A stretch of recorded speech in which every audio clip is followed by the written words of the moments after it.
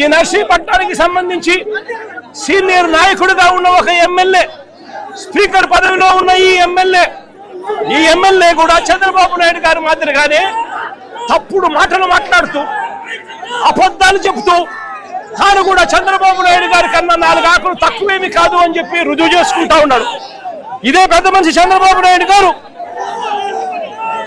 ఇదే నర్సీపట్నం స్పీకర్ గారికి చెప్తా ఉన్నాను, అబద్ధాలు చెప్పడం, మోసం చేయడం ఎంత మటుకు ధర్మం అని చెప్పి అడుగుతా ఉన్నాం. ఈ మెడికల్ కాలేజీకి జీవో లేదని అడుగుతారా? ఇదిగో జీవో నెంబర్ 204, జీవో నెంబర్ 204. మరి జీవో లేదు అని చెప్పినందుకు, స్పీకర్ పదవిలో నువ్వు ఉండి అబద్ధాలు చెప్పినందుకు నీ పదవికి నువ్వు అర్హుడివే అని చెప్పి ఆలోచన చేసుకోమని చెప్పి చెప్తా ఉన్నా. ఇదే స్పీకర్ కు తప్పుడు మాటలు చెప్తూ ప్రజలను తప్పుడు దోవ పట్టించే కార్యక్రమంలో చంద్రబాబు నాయుడు గారితో పాటు చేతులు కలిపినందుకు స్పీకర్ కూడా తల దించుకోవాలి అని చెప్పి చెప్తా ఉన్నా.